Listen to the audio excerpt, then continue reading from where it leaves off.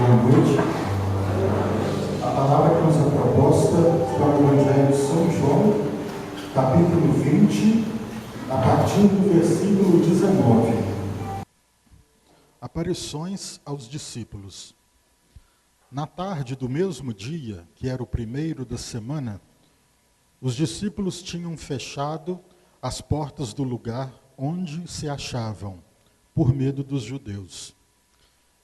Jesus veio e pôs-se no meio deles. Disse-lhes ele: "A paz esteja convosco." Dito isto, mostrou-lhes as mãos e o lado. Os discípulos alegraram-se ao ver o Senhor. Disse-lhes outra vez: "A paz esteja convosco. Como o Pai me enviou, assim também eu vos envio a vós." Depois dessas palavras, soprou sobre eles, dizendo: "Recebei o Espírito Santo. Aqueles a quem perdoardes os pecados, ser-lhe-ão perdoados. Aqueles a quem os retiverdes, ser-lhe-ão retidos." Tomé, um dos 12, chamado Dídimo, não estava com eles quando veio Jesus.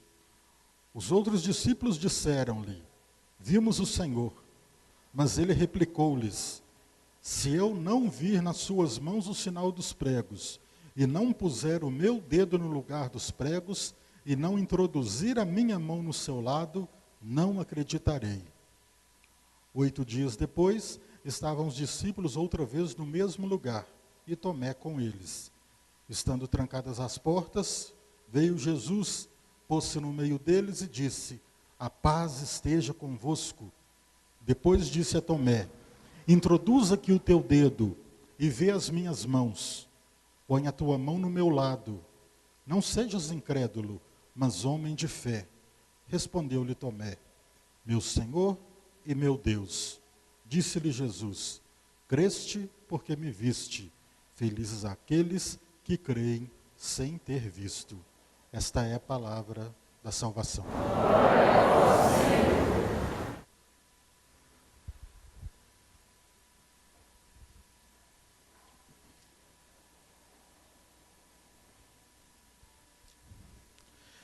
Essa passagem da Sagrada Escritura, que nos é muito conhecida, ela aconteceu na tarde do domingo de Páscoa. De manhã aconteceu que foram atrás do túmulo de Jesus, viram que ele não estava mais lá, e à tarde aconteceu essa situação aqui que nós acabamos de ouvir. Os apóstolos reunidos, Jesus vem no meio deles, sopra sobre eles o Espírito Santo, eles vão, contam a Tomé o que tinha acontecido, Tomé não acredita, e numa segunda ocasião a cena se repete, só que aí Tomé acredita. Toda vez que a gente fala na figura de Tomé, a gente imediatamente se lembra dessa passagem. É comum a gente falar que nós somos igual a São Tomé, ou tal pessoa é igual a São Tomé, porque só acredita vendo. E isso nem é necessariamente um problema, é supernatural. E é bom para a gente saber que Tomé é um grande santo, que Tomé morreu dando a sua vida por conta do Evangelho. Ele morreu martirizado, morto com lanças lançadas por aqueles que o perseguiam. E Tomé tornou-se santo. Ou seja, nós podemos estar perfeitamente no caminho da santidade, mesmo duvidando.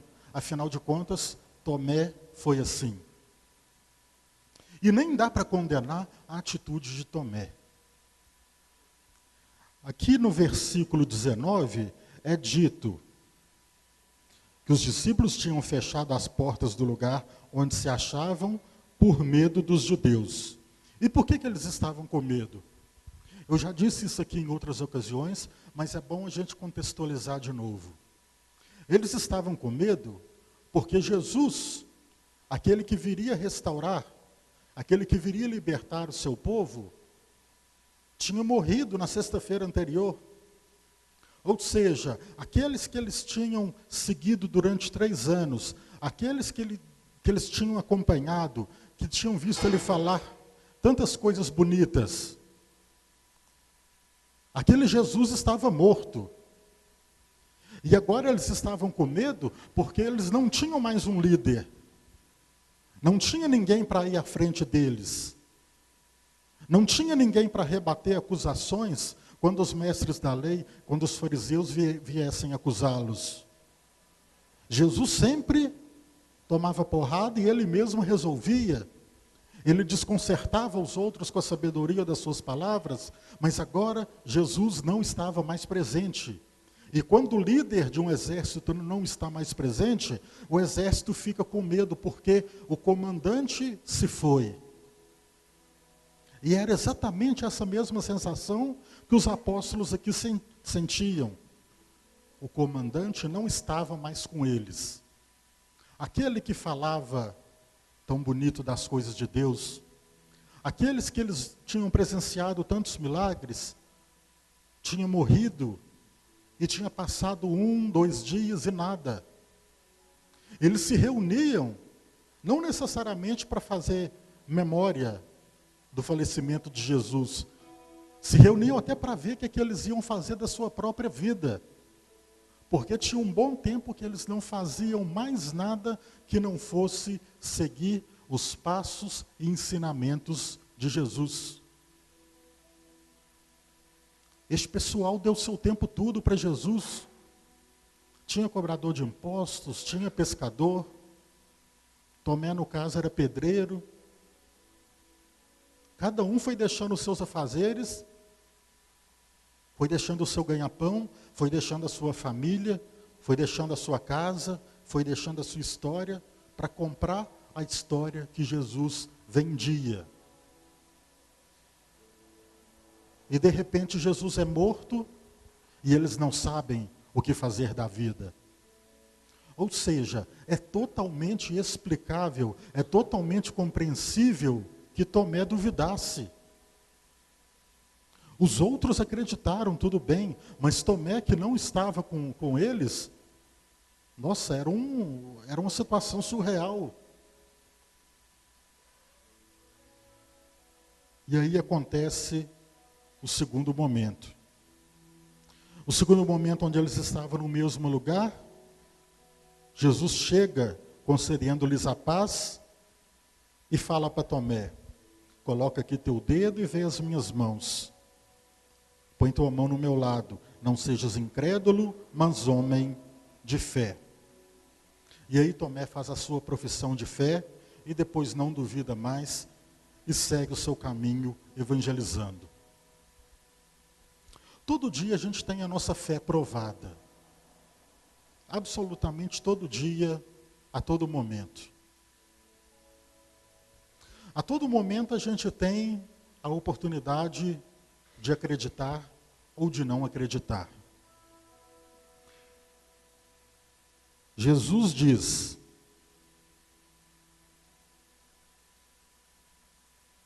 felizes aqueles que creem sem ter visto. E eu digo, hoje nós podemos dizer que nós somos felizes. Porque com toda a nossa pequenez, porque com toda a ruindade que existe no nosso coração, porque com toda a nossa falta de capacidade de amar, porque com toda a nossa falta de capacidade de perdoar, a gente acredita no que não viu. E isso já é um passo muito bom. Isso já é um passo muito bonito, mesmo com toda, como eu disse, mesmo com toda a podridão que existe dentro de nós. Eu vejo Jesus na Eucaristia e acredito que está ali, que Ele está ali. Eu acredito na presença real de Jesus na Eucaristia, é verdade. Eu acredito que eu vejo Jesus Cristo quando eu olho para vocês, quando eu olho para a minha família, quando eu olho para os meus amigos. Eu e vocês conseguimos enxergar Jesus uns nos outros. É verdade?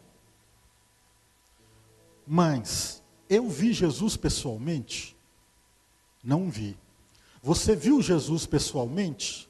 Em carne e em osso? Também não viu.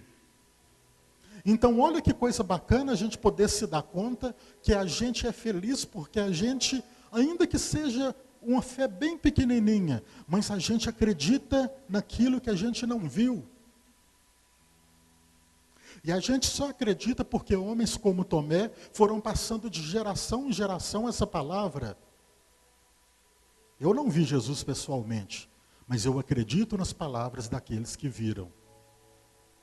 E hoje em dia é muito mais desafiador para a gente, porque muito mais do que fazer uma experiência vendo Jesus, a gente tem que fazer uma experiência sentindo Jesus.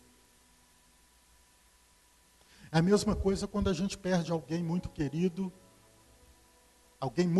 para nós falece. A gente já não consegue mais ter a experiência de olhar para aquela pessoa, de olhar nos olhos dela com amor, com afeto. A gente não consegue mais. Mas a gente consegue sentir dentro da gente o quão aquela pessoa foi importante e significativa para nós. E a nossa fé de sentir Jesus é o nosso grande desafio do nosso tempo. Eu não sei como seria a minha reação, eu não sei como seria a reação de vocês, se a gente tivesse vivido na época dos apóstolos e se a gente tivesse visto Jesus pessoalmente. Não dá para a gente trabalhar com si, a gente não consegue pensar no que teria sido de nós. Se a gente teria acreditado ou não, se a gente teria sido como Tomé ou não. Mas o fato é que hoje nós somos felizes. E eu digo que você é feliz. Talvez você esteja num momento para baixo da sua vida, com problemas, com enfermidades, com dificuldades no seu cotidiano, mas eu te digo, você é feliz. Não são palavras minhas, são palavras de Jesus, e você é feliz porque você acredita naquele que você não viu. Olha que bonito. A nossa fé católica nos ensina que nós somos felizes porque acreditamos naquilo que não vimos. Isso é o bacana, isso é o desafio de Jesus para nós no dia de hoje. Acreditar pela presença de Jesus. E são tantos os testemunhos, e são tantas as dificuldades para a nossa fé que nos são lançadas nos dias de hoje. Tem tanto entendido, tem tanto teólogo famoso, duvidando da existência de Cristo. Toda hora há um embate, até mesmo para falar se a figura de Jesus existiu ou não. Muita gente zomba da nossa fé, muita gente fala mal da nossa fé. É verdade. E por isso é responsabilidade nossa defendê-la com garra e com unhas e dentes. Nós somos muito pequeninos.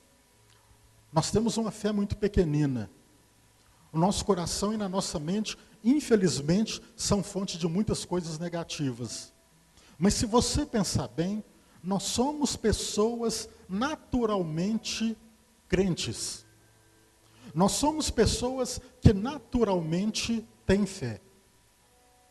Pensa comigo nas pequenas coisas da sua vida. Não precisa nem pensar muito no aspecto espiritual primeiro. Pensa nas questões cotidianas da nossa vida. A gente está no começo do ano.